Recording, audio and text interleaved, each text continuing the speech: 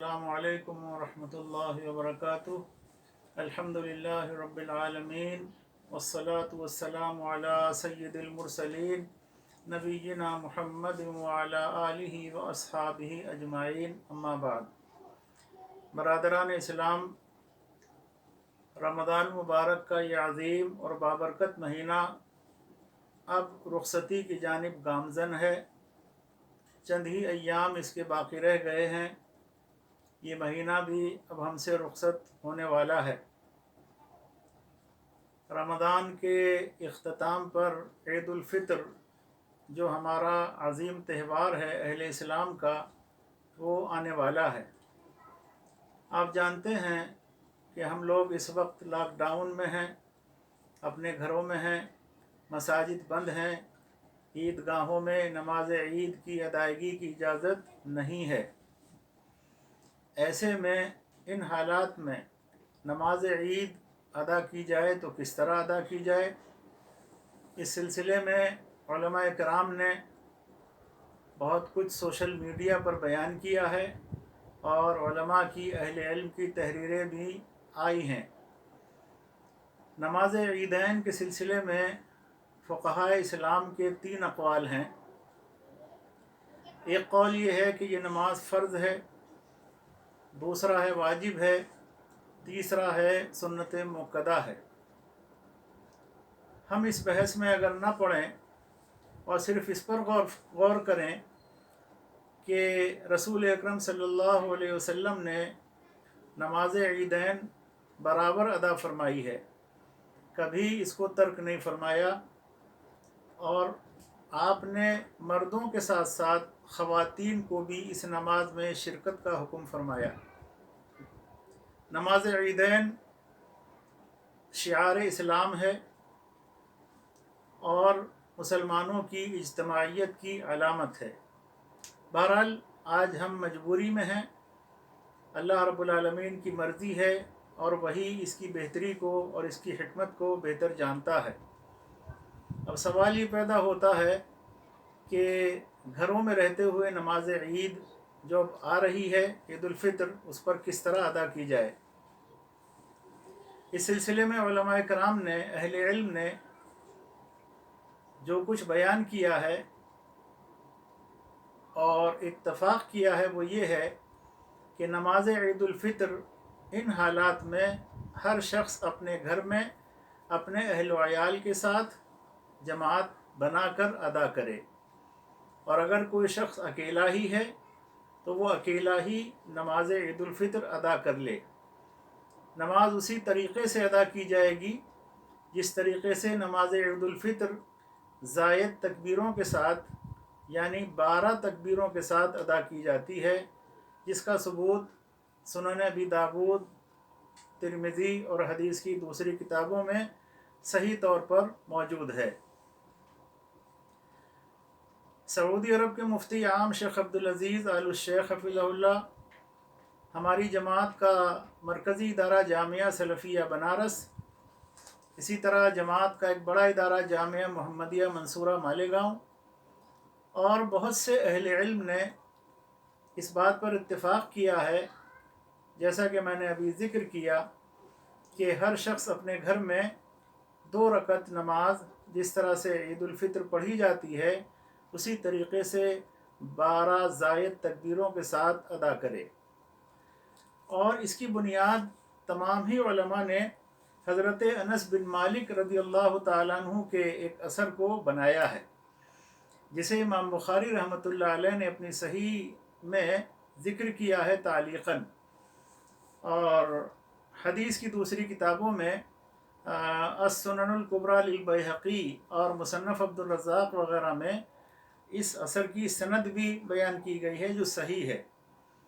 امام بخاری رحمۃ اللہ علیہ نے یہ باب باندھا ہے، باب کا نمبر ہے 25، اور یہ اثر حدیث نمبر 986 اور 987 کے درمیان کتاب العیدین میں بیان کیا گیا ہے۔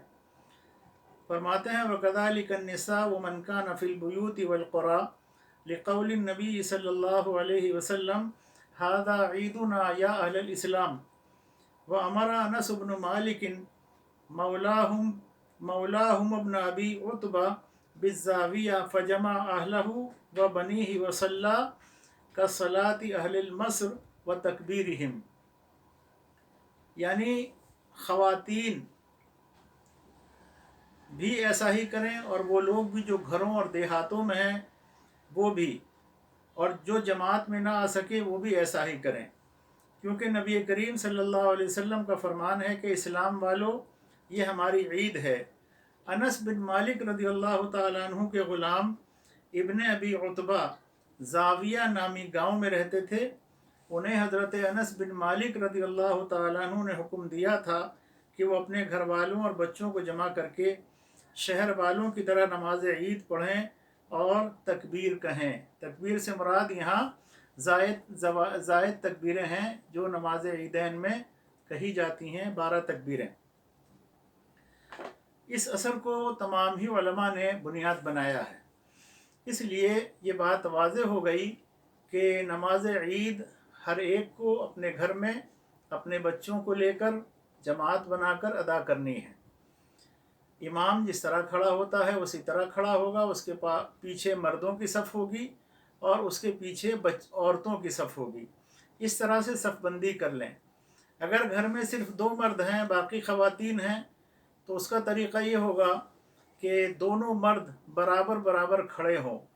जो इमामत करेगा वो अपने मुक़्तदी के उल्टे हाथ की तरफ खड़ा होगा और उसके पीछे ख़वातीन की सफ़ें होंगी। और अगर मान लीजिए घर में 1 मर्द है और 2 मर्द हैं और 1 औरत है, तो ये दोनों मर्द बराबर बराबर खड़े होंगे। जिस तरह 2 फर्द जमात करके नमाज़ पढ़ते हैं और खड़े होते हैं, और अकेली औरत पीछे खड़ी होगी। इस तरतीब के साथ सफ़बंदी करके नमाज ईद उल फित्र 2 रकत अदा करें। पहली रकत में तकबीर तहरीमा के बाद सना पढ़ें, फिर 7 मरतबा तकबीर कहें अल्लाहु अकबर अल्लाहु अकबर, और उसके बाद फिर सूरह फातिहा जहरी पढ़ें। सूरह फातिहा के बाद अगर सूरह आला सब्बिह इस्म रब्बिकल आला आपको याद है तो उसे पढ़ें, नहीं तो कहीं से भी कोई सूरत आप पढ़ लें, इंशाअल्लाह नमाज हो जाएगी।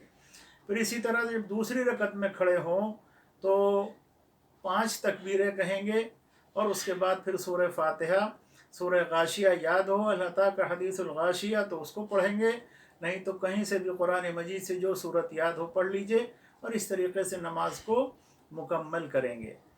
अब मसला आता है खुतबे का कि क्या खुतबा दिया जाए या नहीं।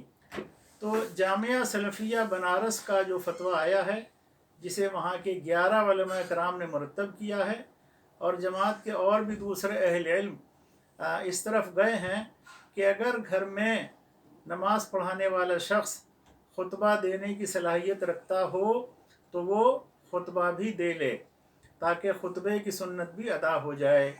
और अगर कोई शख्स सिर्फ नमाज ही पढ़ा सकता है और ख़ुतबा नहीं दे सकता, तो इसलिए उससे खुतबा साक़ित हो जाएगा, लेकिन नमाज अल्हम्दुलिल्लाह मुकम्मल तौर पर अदा हो जाएगी। तो खुतबे का मसला ये है कि ये ज़रूरी नहीं है, अगर खुतबा दे सकते हों तो दे लें, और अगर नहीं दे सकते तो खुतबे के बग़ैर भी नमाज ईद उल फित्र मुकम्मल हो जाएगी और इंशाअल्लाह अदा हो जाएगी। इस तरह से आप अपनी ईद को मनाएं। अल्लाह रब्बुल आलमीन से दुआएं करें रमज़ान के इन आखिरी अय्याम में भी कि अल्लाह ताला हम सब को अपनी रहमत में छुपा ले और हम सब की हिफाजत फरमाए, और अल्लाह ताला इस वबा को जल्द अज जल्द दूर फरमा दे और सारी दुनिया के लोगों पर अल्लाह ताला अपनी रहमत की बारिश नाजिल फरमाए, अपनी रहमत में सब लोगों को ढांप ले। अल्लाह रब्बुल आलमीन हम सब का हामी व नासिर हो। अस्सलामु अलैकुम व रहमतुल्लाहि व बरकातहू।